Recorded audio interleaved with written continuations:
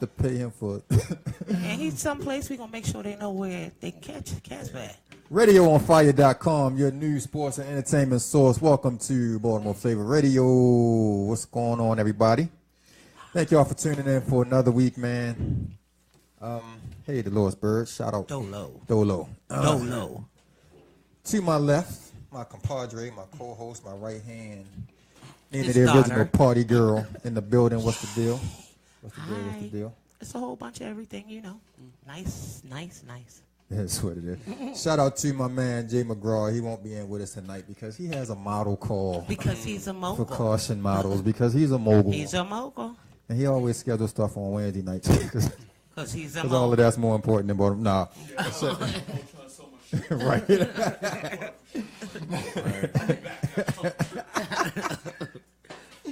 Nah, but shout out to my man, though. He's like I said, doing a model call tonight for his caution model group that he has. So I can't deny that man for making this money. Right. It's all good. My man, DJ Casper Bernstein, we just had to call the fire department on him. They told us to wait till he takes his shirt off and then they come. No, my man, DJ Casper Bernstein in the building with us tonight. Shout out to him for coming in and holding it down for us. And thanks for doing it last minute, bro. I hit him up yesterday. Or was it today? I thought when you did did I hit you up? Yesterday. Like, come on and rock out with us, man. My favorite DJ, the man that I dubbed the Prime Minister because actually I gave him that name before he did my song, but he has, like, the creator of my favorite house song ever, and I hope he rocks that for me tonight. He knows exactly what I'm talking about. You don't know. How was your week, Nino? My week is still happening. It's only Wednesday. See, when we ask you how was your week, we mean from the last show up until now. I don't have that kind of memory. I'm sorry. You're just going to have to go on my Facebook page. I don't know. I don't know what I did. We're not putting the camera on. Any events? What did you do? I saw you cheesing on a couple of pictures over the week. You really, I'm going to start writing it down so I'm prepared for that question because I really don't know. I get it every week. I really don't know. I'm working with a lot of artists out there on their personal projects, getting people focused so that they can be the biggest that they can be. I did a party Thursday, Friday, Saturday, Sunday. I don't know what any of them are. I mean, it's the same. How was your show yesterday? It was absent. I was given off because of the holiday for my show. I don't know what you're doing today. Oh, today's not a holiday. It is. It's the day after the day after. No, yesterday was you. Get out of here. Get out of here. Want to shout out real quick my girl Jamae Burks. She has an event coming up this Saturday, June the 3rd, 2 p.m. to 5:30 at the MAP Technologies Gaming Lounge, 229 Park Avenue. This is called the Bro Code, and this is a free empowerment event for males ages 13 to 21, featuring guest speakers, team building exercises, fun activities, and more.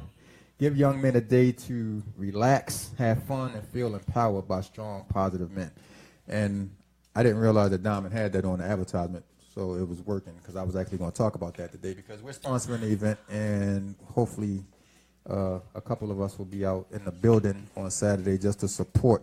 Y'all know what the situation is in this city with the young men, man. So anytime we have an opportunity to get together, to empower, and to just keep them off the streets for a couple hours, man, it's something that I'm definitely for. So shout out to She's Dope LLC for putting that event together. And all the way to the end. Move that. Our first guest for tonight, straight off the stage from my man J-Esq is in the building with us tonight. Give it up for him, y'all. Yeah. What up? Good evening. Definitely one of my favorite R&B artists in the city right now. Thank you. Had a chance to watch him do his thing last month at the Evolution Hair Show, and he came out and represented. Did a great job. And word on the street is the project is finally ready for consumption. Yeah, I think so. Thank you for having me, man. Absolutely, bro. Appreciate you already know. Thank y'all for having me again. And this is the first time we get to do the show together. Yeah, exactly. I wasn't able to be here. Yeah, I wasn't able to be here. We here together now. Absolutely. Yeah, I'm excited. And I finally met his mom, yo. His mom just like his mom works with my wife, and she's like the coolest mom. She's like that mom back in the day where like everybody could come over the house and moms would cook and you know, all that kind of stuff. So it was definitely a good opportunity to finally meet her and chop it up with her. But let's get into this project, man. Yeah. Can I get a name? Yeah, the project is called Suite 1030. You know, like a hotel suite. Oh. Okay. And it's coming Glad you clarified that. Oh. July 15th. I titled it that because basically, well, my birthday is October 30th, so 1030. But also because it's just basically once you put the album on digitally or through the CD or whatever it is, you have entered my world. You know what I mean? Okay. You've entered. Yeah, absolutely. The suite is wherever it goes down. Whatever the conversation, whatever the action is it's us. So that's basically why. Do not disturb. Do not disturb. Okay. You might find something you don't like or you do like. Correct. It's been a long time coming, man. When we had you on the show back in, I believe that was November. It was kind of not necessarily in its infant stage, but it wasn't like where you wanted it as far as being ready. So, you know, talk a little bit about the process to get it to this point where we can say, okay, we have a date now. A lot of it was just basically growing. You know, a lot of the songs were in their infancy, and a lot of the songs were just kind of sitting around. And you know, I have to step away from it in order to figure it out and appreciate the songs a little more. So sometimes I had to step away from a song for a couple of weeks or a month and then go back and listen to it and say, okay, this works. Or, you know, you may have that song that's like, man, this joint is amazing. And then you go back and play it and you're like, this isn't going anywhere. So I had to be able to, I had to decipher, you know, between which songs were going to work and which songs weren't going to work. How many songs did you think you did overall for the project? And then how did you go about that process of pulling out the songs that were actually going to make the final cut? I did about 30. Okay. Maybe 30 songs. The songs that continuously made sense, the songs that I kept singing, the songs that I kept playing over and over again, the songs that I was proud to let my crew hear, to let my mother hear, my father hear, my grandmother hear. And, you know, it was always the same feeling. It wasn't like or, you know, it wasn't like, you know, at the end, I don't think this song, and it's all about feeling for me too. What songs feel right? You know, sonically, it could be great, but if it doesn't have that feeling, I don't want it. So it's all about feeling for me. And the songs that continuously felt the same, they always felt good. They always made my feet move. They always they always had the attitude. They maintained the life of the songs that I picked. Yeah, that's how I am with Sexy With It. Every time I hear that joint, my feet start moving a little bit. So what's going to be like the rollout process other than, of course, coming here and promoting it? Oh, man. You got any shows, any appearances, or anything like that? So far, I have a show. I did 3 in one weekend, as a matter of fact. I did a show in New York.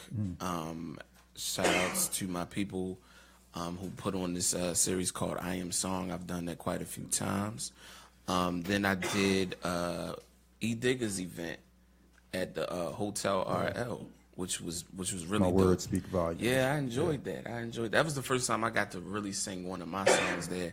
I've sang that as a feature before, but I've never actually done my own record there. So that was dope. And then I rocked out again that night with my man J Law, who's on the album. We did a show at Malibu, and basically just as much radio and performance promo as I can possibly do. I think I'm doing E. Digger's next event in July. I think the day after the album comes out, I'll be back down there. So y'all come through. Y'all come through and rock out with me. How did you like the experience of Evolution? Oh man, that was a lot of fun. That was definitely a lot of fun. Shout out to my homie Ronnie James. She was quite the host to us. You know, she made sure everything went the way it was supposed to go. Shout outs to Little Mo for hosting, and my homegirl Jess hilarious. Listen, let me tell you something. Jess has always been the same ever since I've known her. She came to one of my rehearsals a couple years ago, and she was in there screaming and hollering. And she's like, "Oh my God, you sound like Jodeci!" So every time she sees me, she sings like a Jodeci song, or and she actually stopped what she was doing to watch my show and watch my performance there. And it's always love when I see her. So, and I'm so proud of her, man. I saw her over the weekend hosting something on BET, and I was super happy to see that. So, shout outs to her. But it was a great experience, a great show, great turnout, great promotion, great promotion. Those streams went up. So, and no sales. So I was definitely happy about that. Definitely. That's why I plugged you in. Shout outs to you, man. Yeah, you made sure it happened. Listen, you come through every time. Every single time. Man. I believe in the talent, man, and more importantly, I believe in the person. Salute. And just, the drive and the ambition and everything is genuine. So, like I told you before, man, anytime I have the opportunity to plug you in with something like that, I'm going to definitely do it. I want to talk a little bit about your background and how you picked up the microphone and started singing, because the pressure may have been on you to do it, to a certain degree. Did you feel any pressure because of the fact that you're your dad, and tell people who your dad is for those that don't know, but did you feel any pressure like I have to kind of follow in his footsteps, or did this just come organically for you? Well, my dad is the lead singer of the Soft Tones. Shout out to him, Marvin Brown. No, not at all. I was a kid, Okay. When I say that, I mean I had a regular childhood. I had a good time, and it was in my veins. Yeah. I can remember.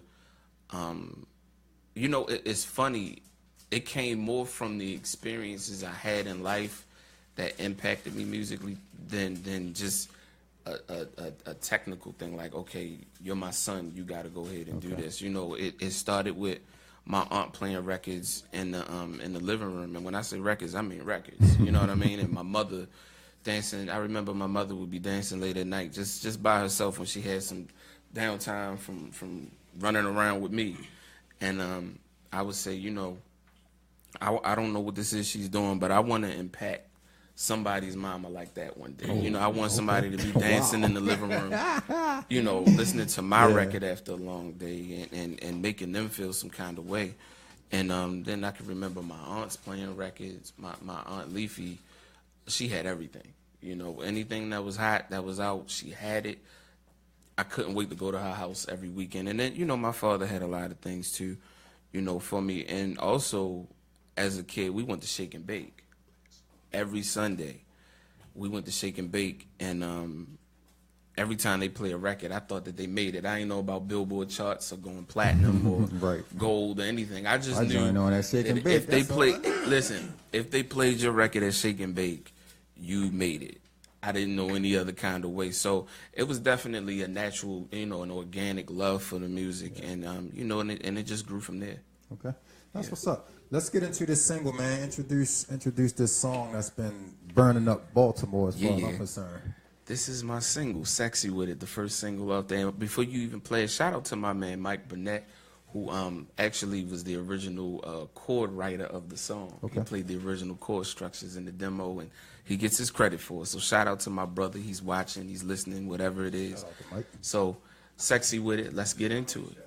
It's out. It's out now. So Sexy With It. All right, we're going to get into that, and then we'll be back with more of my man J-Esq. This is Baltimore Flava Radio, radio on fire.com. Yeah.